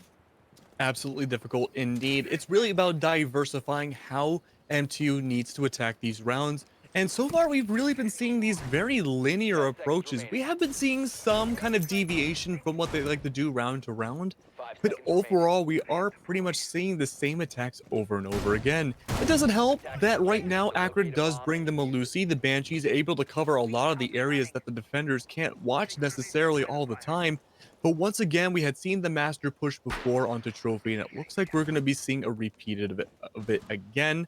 Red, though, divvying it up a little bit, going to be going into Art House, it looks like, or potentially even through Study, trying to at least get some of that roam clear done. That's really the best you can do at this moment, is just trying to get different angles, different facets, and take advantage of the vertical play that some areas of Villa allow you to have. It's something that we don't see a lot of teams employ, sometimes for good reason, especially on attack. But it's going to be situations like those little niche plays that are able to give you the leg up over the defenders. Yeah, and up to this point, they haven't been able to get a leg up on the defenders. The roam game has just been so strong. And when you have a huge map, such as you already touched on with Villa, it's so hard. But now Red goes down at the hands of IMAT, using that drone to his full advantage. Understanding that, hey, there's another one swinging. You probably shouldn't do that as the head gets ripped off the Twitch. No refrag potential right here, as Mozzie with a drone is probably the most lethal force you could go up against, especially with that 1.5 sight attached to the Roni. An absolute melt machine with range. Ooh, Melt Machine sounds like a really cool restaurant, but unfortunately no restaurants here right now. It's gonna be IMAT stringing together a double kill right at the beginning of the round, losing down on your Twitch, which we seldom see in competitive play now, and Red follows as well. Angles are being held quite all over the place. IMAT, of course, looking to get that triple kill, but no, instead it's gonna be Surma who finds that opening death on the defending side instead. IMAT, however, still carrying on with his life. Chibbles trying to see what he can do as well, but it looks like for the majority of the attackers kind of stuck and relegated inside that master bedroom quadrant. They do have closet to play around with, albeit it's like a 2-foot by 2-foot room. It's blocked off by, I believe, a reinforcement right now, maybe some soft walls to divvy it up a tiny bit, but the Selma's taking care of that master bedroom wall is going to relieve so much of the pressure that we don't see too often otherwise. And now with bathroom under control as well, it's going to be the Banshee and the Mew combo that tries to stand in the way. Of course, IMAT, however, getting a triple kill. Going to be sledding on by inside Astro. It's going to be up to the defenders once again. IMAT gets shut down, not able to find a 4. TKLV finding a triple kill of his own. And JetCon now, the last one alive, holding himself up behind the deer, behind the chassis, able to almost find a kill onto the IQ, gets a DBNO. Suddenly, things look really good for the attackers, turn into a nightmare. Banshee goes down. Deer is going to be the only thing protecting this Jaeger. And with the diffuser going down with a hair of life, literally a single cough, though that might be the wrong era to say this in right now, could be the one to bring it back. And it's going to be the Jaeger bringing it home again. Akron, seemingly impossible against all odds, bringing it back like a Lucario. The more damage they take, the stronger they come back in force. That was the first time that Akron had faltered because they got a little bit too aggressive. They threw a 4v2 lead, which was very unfortunate for them to see. However, JetCon stepped up to the plate and batted the rest of that clutch straight out of the park, Babe Ruth style. And now Ooh. at a lead of 4-2, they've already secured at least winning the half. But they're probably not done here. Getting a 5-1 split or even the potential for the 6-0 could really put one of the final nails in the coffin of MTU. As a newer team inside of Invite, they might be getting a little bit demoralized, but they need to push through any sort of mental fatigue, show off their fortitude, and show us the life and strength that we saw on Coastline to keep it so strong. So something interesting happening in the lower right area right now is Red, who has been a really strong entry fragger for MTU in the last 2 games, gonna be going for the polar opposite on the fuse. Okay, very interesting to see. It does make sense when it comes to dining. A lot of vertical play again going into effect. If you had to use fuse pretty much anywhere in competitive Siege, I would say dining is probably the #1 pick, given maybe some other sites on Cafe. But when it comes to dining, this is the most clear-cut and dry place to use that operator. Cluster charges going pretty much anywhere from above on the bomb sites. Gonna be raining down above. You really need to have those ADSs pull in their weight this round to try to destroy as many of those hockey pucks as you can before it could potentially blow up in your face. Yeah, and now that he has 4 fuse charges, that's a lot of explosive death potential raining down from above.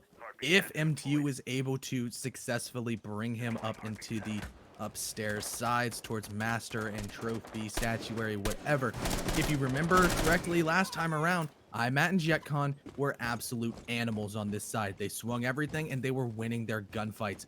They weren't able to be killed until about a minute left in the round. Being able to persist on a vertical roam in a very high traffic area that the attackers are trying to get into for 2 minutes is a feat in itself. When you supplement that in with the amount of kills that they got, I believe 4, it's just such a strong hold, and it's probably going to be just as strong. MTU really needs to focus on getting some sort of pinch. They need to get some backside pressure through 90. They need to have IMAT and JetCon feel unsafe in the locations that they are. You can't go in a linear attack towards these guys because that's what they want. They feed off the energy of taking gunfights. They understand that they're going to be going strong, and now Chibbles on the Maverick will be falling first at a wonderfully placed. Oh my gosh, there's so many kills going on. CJ picks up some kills downstairs, as well as IMAT finally opening up some frags as well. Now, only 3 players remain for both sides with half the round to play. It's definitely shaping up to be an interesting one. The entire centerpiece for MTU's attacking round right here, the fuse that was supposed to lay absolute carnage on the floor below.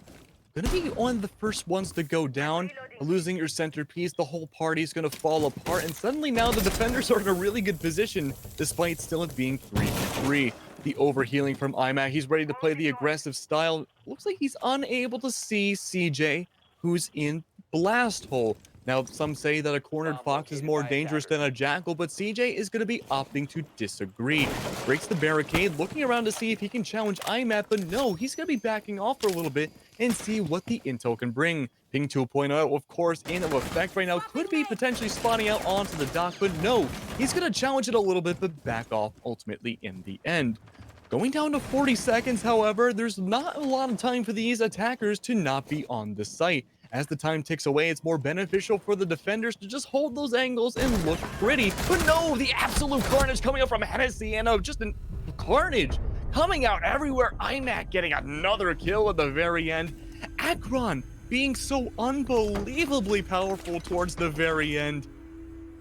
Whew, I mean, 5 in a row, Akron. That's exactly what you want to see. And with MTU disconnecting, I'm hoping that's a rehost, but with a 5-0, it could be either way, to be honest. Nah, No, it's going to be a rehost. It's a rehost. It's a rehost. It's a rehost. Okay, whew, I was having like a heart attack at first. Yeah. Hey, I had that issue yesterday, and I never want to have to go through it again. But with that, we're going to be just going to a quick intermission, making sure all of our I's are dotted, our T's are crossed, teams are ready, and we're going to be getting back into the action. So make sure to stay tuned for the thrilling conclusion of Map 2.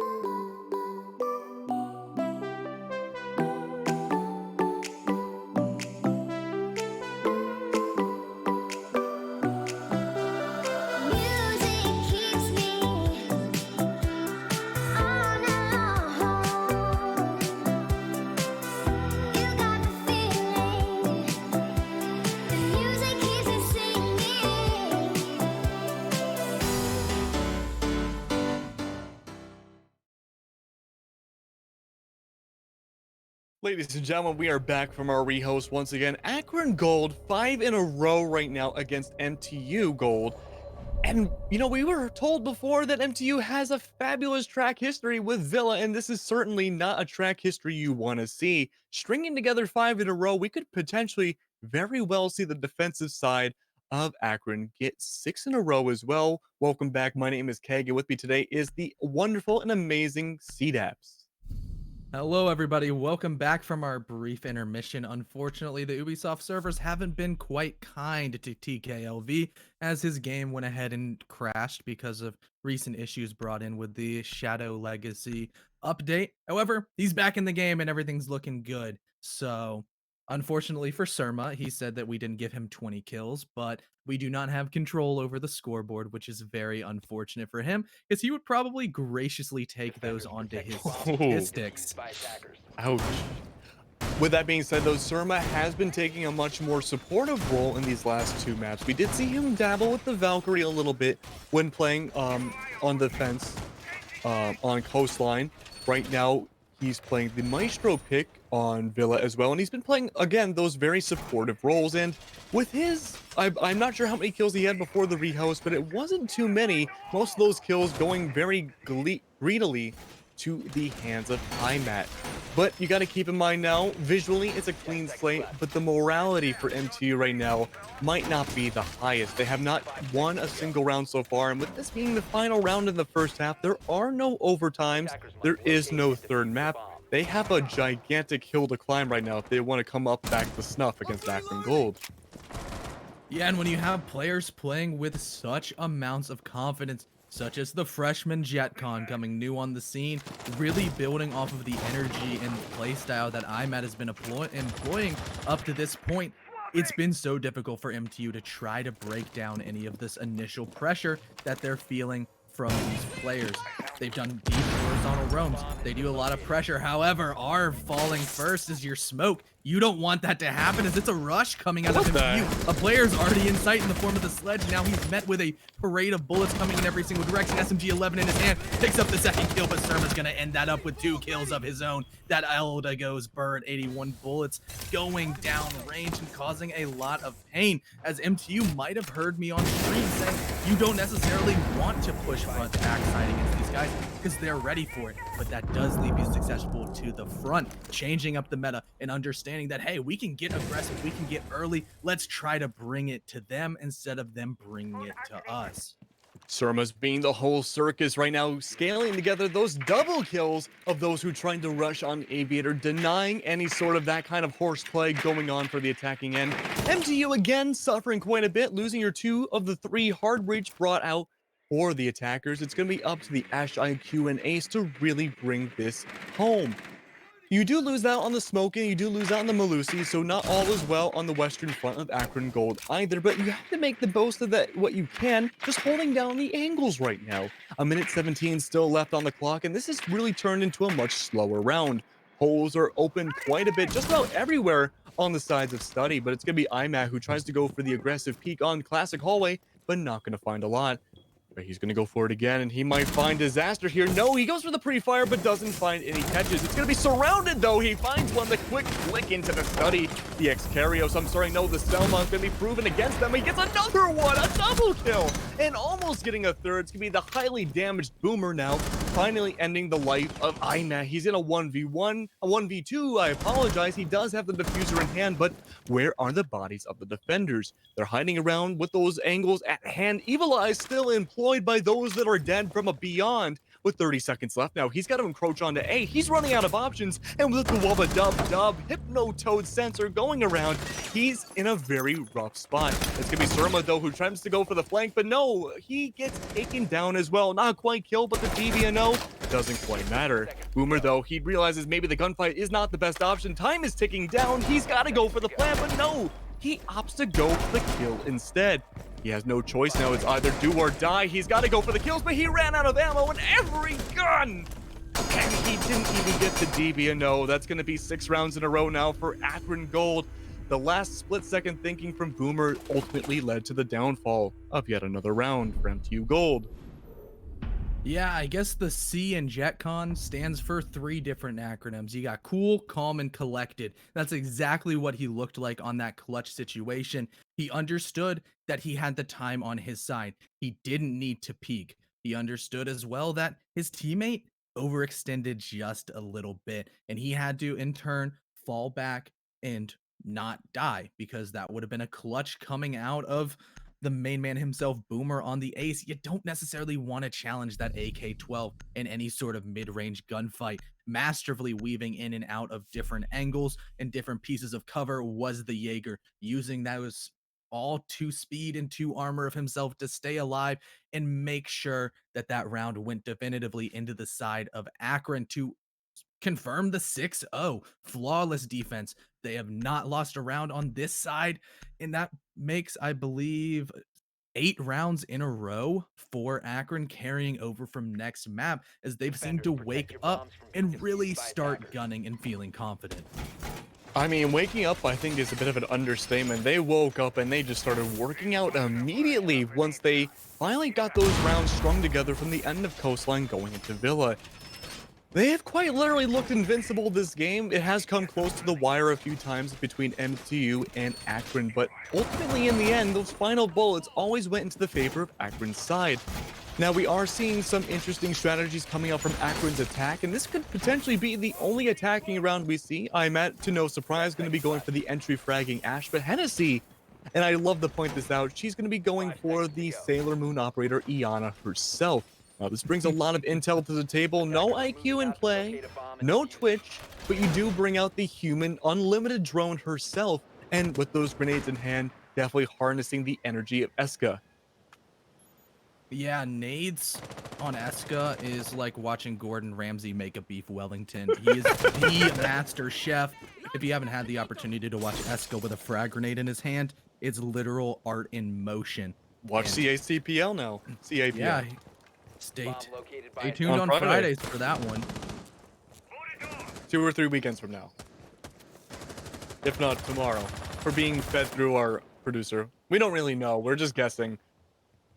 Yeah, Google it. Yeah, guys, Google it. All of you guys in chat. I know you're on your computers, you're watching this. Just pull it up on your second monitor. However, Akron has a lot of map control really early as they're going for that traditional backside take. IMAT, with all the confidence in the world, is going to be just swinging blind right behind the drone, sprinting in as all Ashes do, wanting to get onto the board early with the potential for frags. Another Ash charge is going to go right through that drone hole, snake away, and destroy the anti-breaching measure in the form of the Kaid Claw. Actually, no, it is a bandit battery, as JetCon will be the first casualty on the roam as CJ picks up a knife kill. The sneaky Jaeger going absolutely crazy onto the double kill. Still persisting inside. He'll pick up another as well. Knife the ground godly style and continuing his clip for the rest of the time. He smells the blood in the water. He's gonna swing and get the 4th as well as MTU come alive for a flawless round and are not gonna roll over in their graves yet. Holy crap, straight out of Modern Warfare 2, we see CJ go for the kills into the crazy flicks again. Just unbelievable control coming out from that Jaeger play. That was exactly what we needed to see for the last 6 rounds.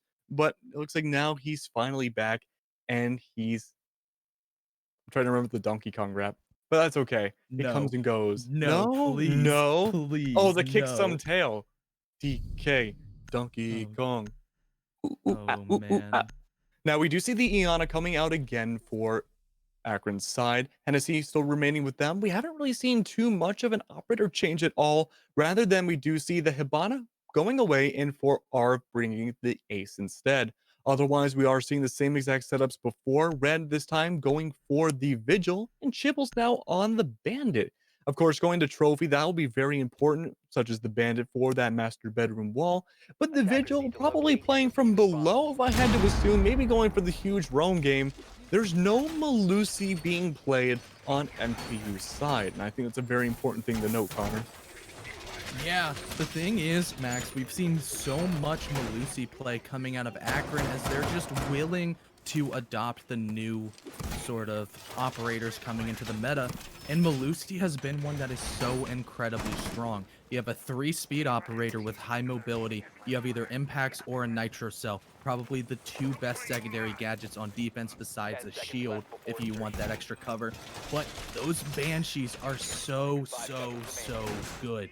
They sponge up even more of the range soft breach of the attacking lineup to really fill in that utility dump meta. A very welcomed addition to a lot of team compositions for the defensive side, but she has been completely absent on the MTU. If they were to bring the Malusi, it would help to slow down a lot of the initial aggression that Akron is going for. They only need to win one more round, and they're probably going to just continue to push on with the utmost confident. IMAT following a drone is absolutely terrifying, especially when on the drone, he's just going to keep on yellow pinging because he knows the location of CJ. But unfortunately, the lineup doesn't quite get through the window. He falls back into an even safer corner, but the crossfire could come out of Hennessy and himself. IMAT is finally able to get out of CJ as one more year of the rat style play will not pan out. Absolutely zen, though, coming out from CJ, just barely being able to hold on to that corner, still trying to refrag out from, I believe it was IMAT on the other side of that barricade. But, wow, anyone else probably would have soiled themselves, but not CJ. He did die, but he was able to almost bring it back. Hennessy, though, finding another one. That's going to be your Vigil gone. And losing probably two of your roamers, your most dedicated roamers. Everyone else, oh, he has the sound glitch. But everybody else holding on to trophy needs to hold on to it for dear life. It's a 3v5 right now, and your main anchor is clinging on for dear life. It's not a great situation to be in. The human drone going Sailor Senshi mode, looking around to see what kind of free intel they can gain. Maybe the Gemini shot down. It's going to be Boomer holding on behind the deer as well. Not a whole lot of progress being made right now. It's a bit of a lull into the game, holding those angles, waiting to see if there's one more Spartacus-like heroic play coming out from the defenders before possibly their demise in this game. But no demise just yet. Coming down to a minute left, it's becoming a much more heated round between both sides. If they can hold those angles, this could be a round yet still for the defenders. They were able to win one round before the rehost, and they need to be able to do so again. I apologize, right after the rehost, and it's going to be another one to go down. That's going to be the first of Akron's side. It's going to be the ace who falls, and it's going to be the rest of the attackers putting themselves in very awkward positions as well. Chibble's not too far behind. DBNO coming out from Boomer, and wow, TK, the last one alive, needs to make something happen out of nothing, but no. Instead, Connor, it's going to be Akron Gold, who won almost flawlessly, minus one round towards the very end. A beautiful string of efforts coming out from MTU, but it's going to be going gold for Akron Gold tonight. Yeah, instead of the MTU gold, it's going to be the Zips themselves coming out on top at a scoreline of 2-0. At first, it was an insanely close and absolutely great game on Coastline. 7-5, as close as you can get without tying. However, Akron just woke up on the second map. They returned to the glory of what we expect whenever we see this roster come onto display, and they put on quite a dominant performance, 7-1, and only losing a round due to a misdrone play and some crazy heroics out of the main man CJ on the Jaeger. But at the end of the day, Akron was favored in this matchup, and MTU definitely has turned some heads from that first map. They understood exactly what needed to happen, and they started off so strong, definitely showing a lot of potential going towards the rest of Invite, and good luck to anybody else who has to take them to Coastline. I believe we will be having an interview right now. I think it's IMAT who will be joining us. And I mean, if we had to choose one person from Akron's team, I think it has to be IMAT, the most consistent player that we had seen so far for Akron's side. Jetcon coming very close, no doubt. A lot of the other players from Akron also playing extremely well. But it was IMAT who was able to consistently get triple kills like it was almost nothing in times where most players would have faltered or would have shaken up a little bit. He was there, absolutely stoic, getting those crazy plays. Yeah, he was just the heartbeat of the team as we come to expect out of the main entry frag. So just trying to get that in as much as possible was definitely a sight to see. And so, Carpe, are we going to intermission? Alrighty, we're gonna go to a quick ad break, but make sure to stay tuned as we do have IMAT in the call, and we're gonna be able to pick his brain and see behind the scene. So make sure to stay tuned. Tune out a world of ordinary. Listen closely to what's left. The void. A place where sound is never just noise. It's a competitive edge. A weapon in your arsenal. It's something you can never touch, but you can always feel. And this isn't like anything you've ever felt before.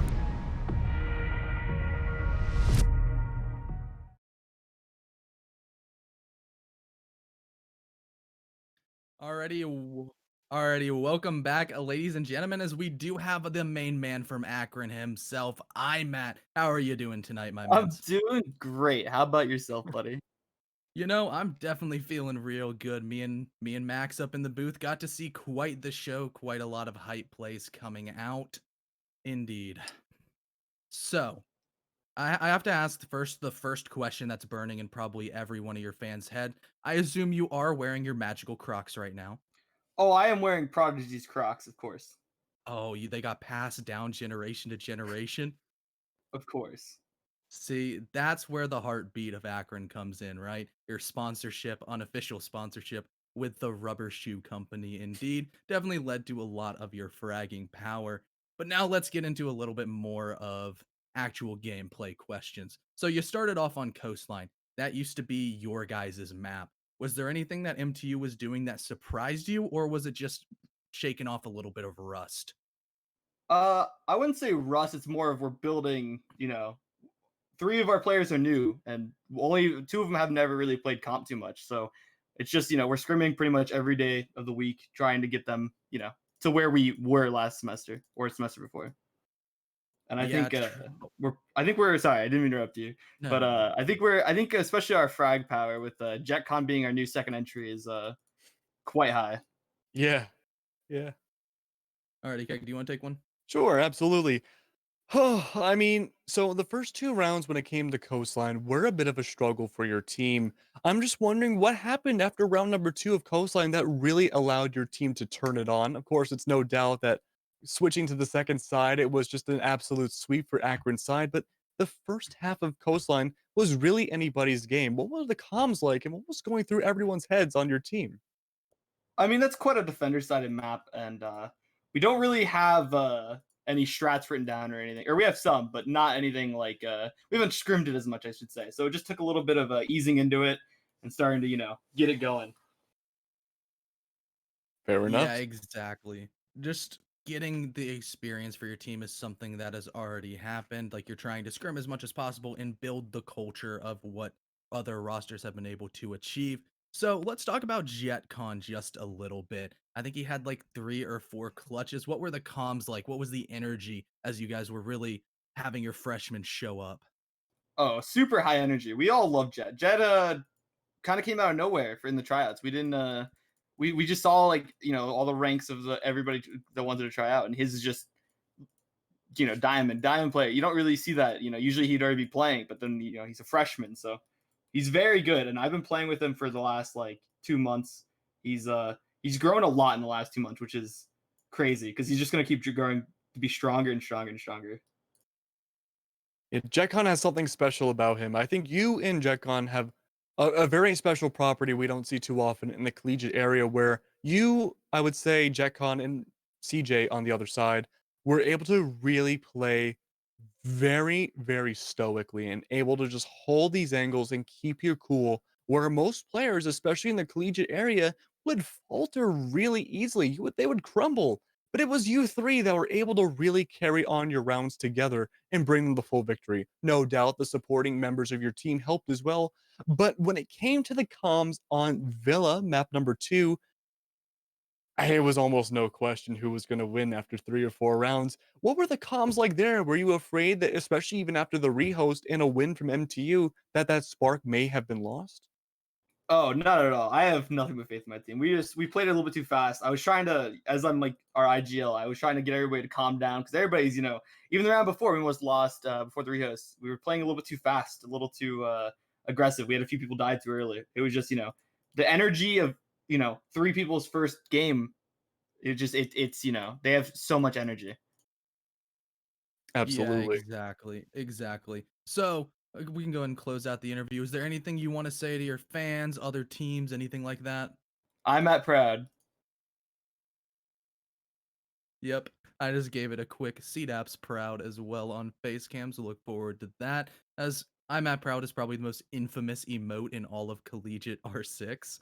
So, and with that, we're gonna go ahead and close it all out. And but before that, we need to make sure to really thank the people that made this broadcast possible. They come in our sponsors in the form of Rogue Energy, Corsair, and What's New.gg. What's New.gg is a great apparel company that is allowing CEA to operate and get a little bit of extra money into their pocket. If you want any nice CEA gear, there's joggers, there's dad hats, there's mouse pads, wall scrolls, anything you can so desire to rep that wonderful merch. You can pick it up on the link through the ceahub.gg website. It'll take you right to the front page. As well, we're all college students, right? We need to understand that if you're gaming or if you're studying, you need a little bit of extra pep in your step. And that's where our good friends at Rogue Energy come in. They have a wonderful energy supplement that's pretty tasty, pretty good, and definitely packs quite the punch. So if you go over to their website and use code CEA at checkout, you can make sure to get 10% off your order to help you save a little bit of money. And last, but most certainly not least, is the big boys themselves, Corsair, one of the best manufacturers of PC peripheral gear, gaming equipment, whatever you so want. You can make sure to go over to their website and help them out because they've definitely helped us out with giveaways and helping to beef up our prize pool. So, with all of that being said, my name has been CDAPS, joined by the main man, Keglanek himself, and make sure you guys have a good night. Tune out a world of ordinary. Listen closely to what's left. The void. A place where sound is never just noise. It's a competitive edge. A weapon in your arsenal.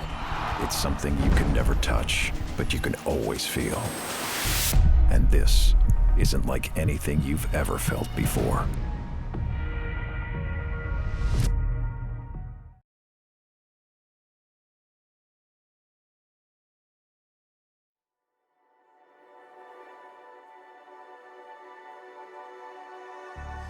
Wishing that I could run away with you. Imprisoned by fear, just pull me away, pull me away. Secret fantasies of me. Will they ever see the light of day, light of day? I don't know where you are, but I will find you. I will find you.